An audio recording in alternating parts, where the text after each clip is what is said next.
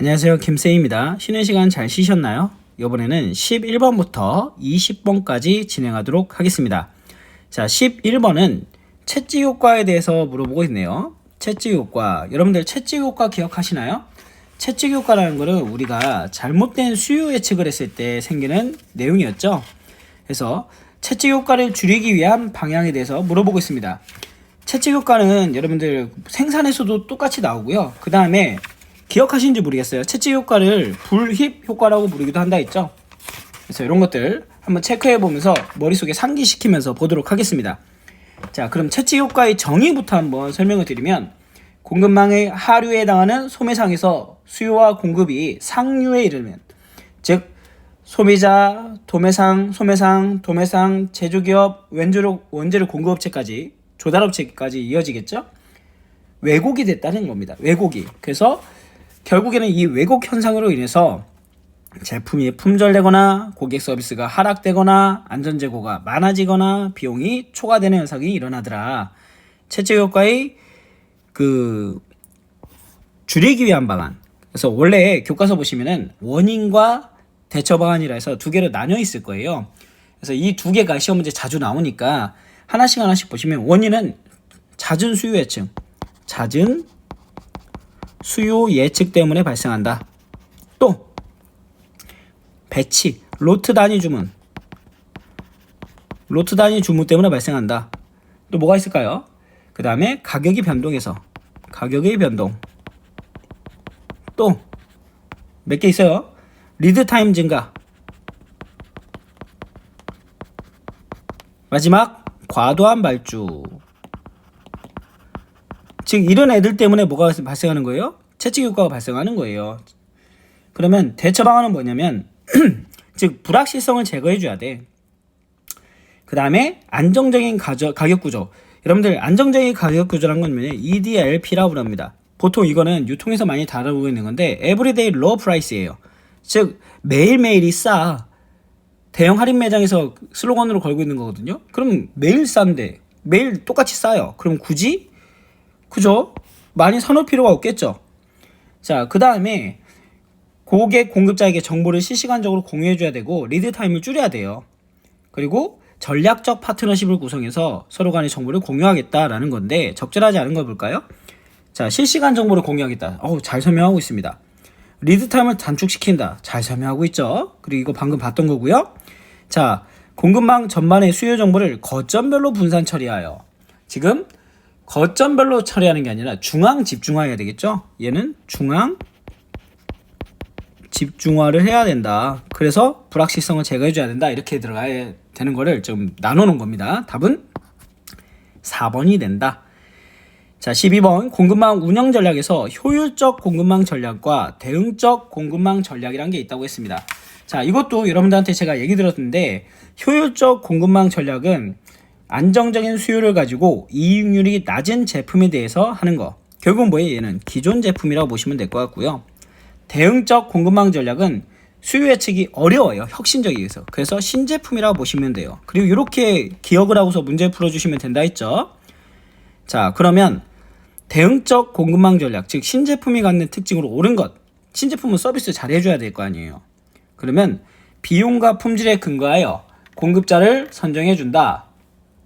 아니죠. 이 비용과 품질에 의하여 체크하는 건 누굴까요? 효율적. 얘는 효자 쓸까요? 효율적 공급망 전략이 되고요. 1번은 X. 자, 높은 재고 회전율과 낮은 재고 수준. 얘도 효율적. X. 수요 예측이 쉽고 이익률이 낮은 제품. 얘도 효율적. X. 자, 그러면 서비스를 비용적인 측면보다 우선 고려한다. 얘가 대응적 공급망입니다. 그래서 대응적 공급망 전략을 좀 더 설명을 드리면, 목표는 품질 문제, 가격 압력에 대한 인하, 압력, 불용 재고를 최소화하기 위한, 신속 대응하기 위한 거죠.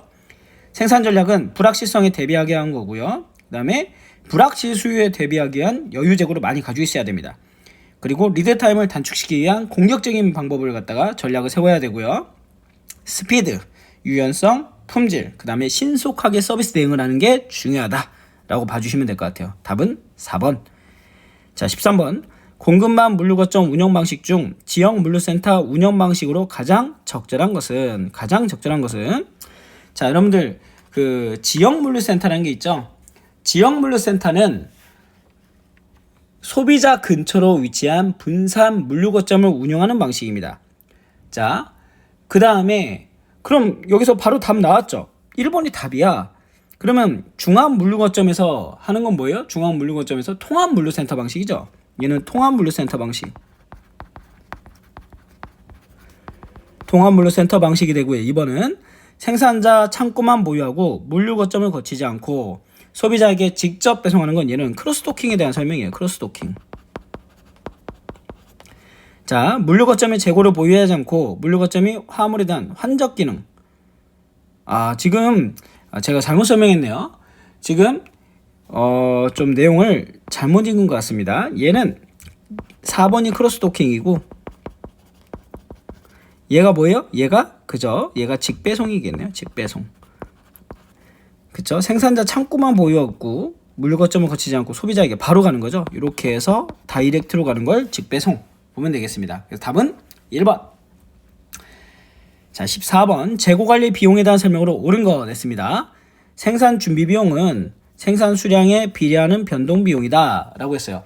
자, 여러분들 생산 준비 비용이란 거는 고정비입니다. 고정비다. 틀렸다. 1번 틀렸다. 옳은 걸 찾으라 했죠. 1회 주문 비용은 1회 주문량을 작게 할수록 단위당 비용이 감소하는 게 아니죠. 여러분들 그 단위당 비용이 증가하는 거죠. 증가합니다. 체감이라고 하잖아요. 어차피 비용은 변하지 않아요. 고정비야. 비용은 변하지 않습니다. 고정비이기 때문에 주문 비용은. 근데 예를 들어서 100개를 만들었을 때 10개를 만들었을 때 똑같이 1,000원이 들었어. 그러면 100개를 만들면 10원씩으로 분할이 되겠지만 10개를 만들면 100원씩 분할이 되겠죠. 그래서 단위당 비용이 증가하는, 감소가 아니라 증가하는 특성을 존재하고 있습니다. 총 비용은 재고 주문 비용과 재고 유지 비용을 포함하고 판매기의 상실 비용을 제외한 값으로 산출한다. 여러분들 총 비용은 재고 주문 비용과 재고 유지 비용을 합친 값이라고 보면 돼요. 그래서 요거는 아니다. 3번도 틀렸고. 재고 부족 비용은 납기 지연, 판매기의 상실, 거래처 신용 하락, 잠재적 고객 상실과 관련된 비용이다. 그쵸? 4번이 맞겠네요. 답은 4번. 잘 설명하고 있습니다. 자, 그 다음에 15번 볼까요? 재고자산 기록 방법 중 계속 기록법입니다. 여러분들 재고자산 기록 방법 중에 계속 기록법은 뭐냐면 그 입고와 출고에 대해서 장부상으로 계속 입고 출고를 갖다 기록하는 거예요. 입고 출고를 실제 현장에 가봐 안 가봐? 안 가본다는 얘기입니다. 재고자산 기록법 중에서 계속 기록법은 이렇게 보관과정 중에서 발생하는 도난, 분실, 파손, 감모 손실이 그러면 뭐로 포함된다는 거예요? 기말 재고 수량에 포함되지 않고 그러다 보니 매출원가가 과소평가되어 단기 매출이익이 크게 나타난다는 얘기죠. 그래서 결국은 여기서 정확하게 나온 게 지금 2번이 정확하게 설명하고 있습니다. 그럼 실질재고조사법이라는 게 있는데 실질재고조사법은 이때 재고를 갖다 실제 처음과 끝에 창고에 가서 뒤집어 엎는 거예요. 그러니까 이때는 실제 재고를 갖다 파악하다 보니 일일이 재고조사를 안 해. 그래서 기말 재고의 수량과 단기 매출 수량만 파악하는 거죠. 만약에 출고 기록이 없어. 기말 재고가 없어요. 그럼 뭘로? 매출이 됐구나 라고 파악하게 되는 겁니다. 따라서 어떤 일이 일어나요? 여기서는 감모 손실 수량도 매출 수량에 포함이 되니까 매출원가가 과대평가되고 단기 매출이익이 작게 나타나는 상황이 되는 거죠. 그래서 답은 2번인데 이런 것도 체크를 해주시면 되겠습니다. 16번 운송계획 수립 시 운송의 효율화를 도모하기 위해 고려할 사항으로 가장 적절하지 않은 것은 했습니다. 자, 운송의 효율화를 도모하기 위해서는 보시면 차량 회전율 항상 몇 개 적어볼까요? 차량 회전율 향상이 돼야 되겠고요. 그 다음에 뭐예요? 적재율 그죠? 향상돼야 되겠고 또 경로 단축해야 되겠죠. 경로 단축 해야 됩니다. 그 다음에 운송수단 적정화도 이루어져야 되고요. 그 다음에 뭐예요 또? 공동배송. 공동배송화도 돼야 되겠죠. 또 뭐가 있을까요? 요금체계 적정화.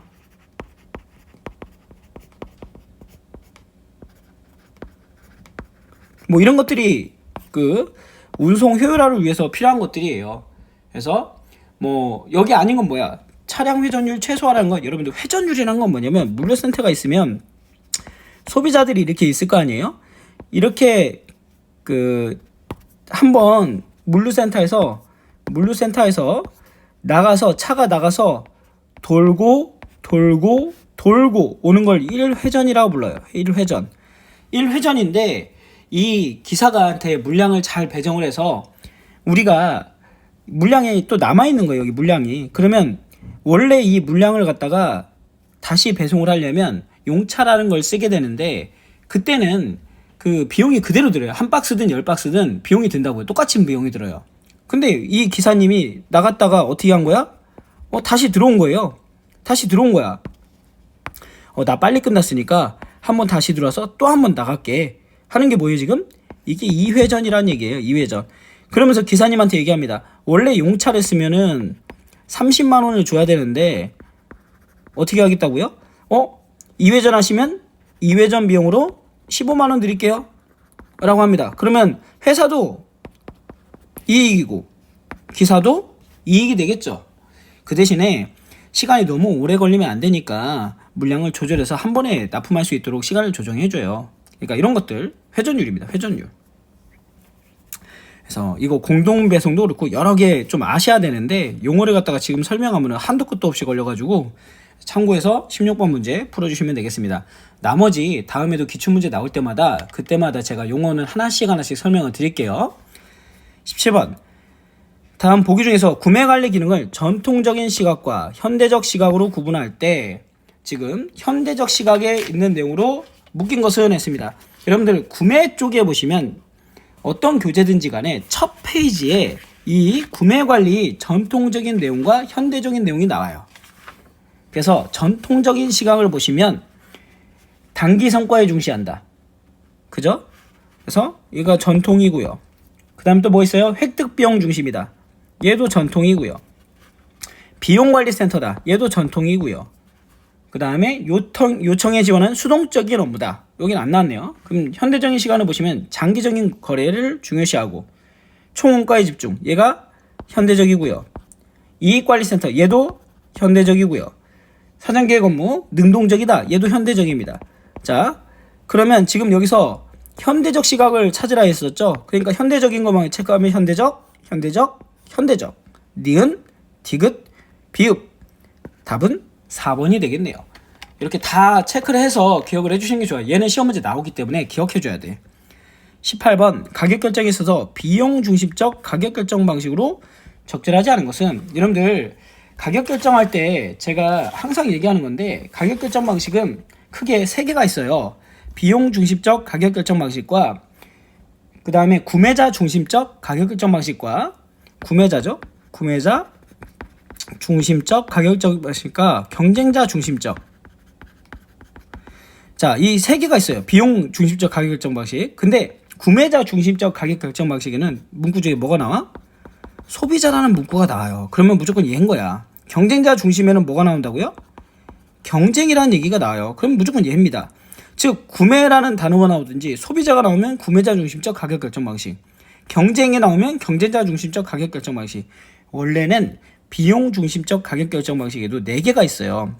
뭐 지금 여기에 나온 거 보면은 가산 이익률 방식, 목표 투자 이익률 방식, 손익분기점 방식. 여기 하나 더 추가하면 코스트 플러스 방식. 요 4가지가 있는데 외우실 필요는 없잖아요. 2개 있는 거 섞는 걸 체크하면 되지. 그럼 구매 가격 예측 방식은 뭐예요? 구매자 중심적 가격 결정 방식이 되겠죠. 답은 그래서 2번. 그 안에 있는 세부적인 내용까지는 보실 필요가 없다. 자, 구매 원가 요소 중에 판매 원가 이익으로 구성되는 건 뭡니까? 자, 얘는 뭐라 불러요? 우리가 매출가라 부르죠. 매출가. 그럼 하나씩 써볼까요, 우리? 자, 직접 원가가 있죠. 직접 원가. 직접 원가는 직접 재료비, 더하기 직접 노무비 더하기 직접 경비가 있고요. 여기다가 뭘 더하면 더하기 간접비 하면 뭐가 돼요? 우리가 알고 있는 이렇게 하면 원가가 되죠. 제조 원가가 되고, 제조 원가 더하기 또 뭐 하면 돼요? 우리가 알고 있는 판관비라는 게 있어요. 판관비, 판매 관리비라고 하죠. 그러면 얘가 뭐가 된다고요? 얘가 판매 원가 또는 총 원가, 판매 원가가 됩니다. 이 판매 원가에다 뭘 더하면, 그렇죠, 지금처럼 이익을 더하면 뭐가 되더라? 이익을 더했더니 얘가 그죠, 매출가가 되더라. 이 공식들 기억해 주시면 되겠습니다. 교재에 나와요.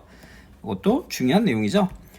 자, 20번 공급자 선정 방식 중에 지명 경쟁 방식에 대한 설명을 물어봤습니다. 여러분들, 공급자 경쟁 방식은 그 경쟁 방식은 네 가지가 있죠. 뭐예요? 일반 경쟁 방식, 제한 경쟁 방식, 지명 경쟁 방식, 수의 계약이 있습니다. 자, 일반 경쟁 방식은 불특정 다수가 다 참여할 수 있는 건 일반 경쟁 방식. 일반 경쟁 방식에서 제한 조건이 하나 정도가 있는 거예요. 제한 조건이 걸리면 그 제한 조건을 만족하면 모든 대상자를 다 참가시키는 건 제한 경쟁 방식. 근데 제한 조건이 여러 개인 겁니다. 그래서 여러 개의 제한 조건을 놓고 공급자로서 적합한 자격을 갖췄다고 인정을 해야만 참여할 수 있는 거죠. 그래서 그게 뭐라고요? 지명 경쟁 방식. 경쟁 안 해요. 미리 내정이 돼 있어. 특정 기업이. 그 업체랑 계약하는 건 수의 계약 방식입니다. 가장 적절한 건 그러면 몇 번? 그렇죠, 4번이죠. 공급자로서 적합한 자질을 갖췄다고 생각하는 모든 사람이 입찰하는 방법. 이렇게 보시면 되겠습니다. 그래서 여러분들, 그 경쟁 방식에서는 지명 경쟁 방식은 뭐에 적합하다고 얘기를 해요? 우리가 긴급 구매에 적합하다. 적합하다라고 얘기를 많이 합니다.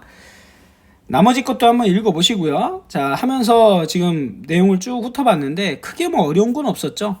이제 1번부터 해서 20번까지 내용을 보시는데, 우리 요 이론 문제에서는 그럼 물어보시겠죠? 이론 문제에서 우리가 합격하려면 최소 몇 점을 맞아야 될까요? 저는 70점 권장드립니다. 70점.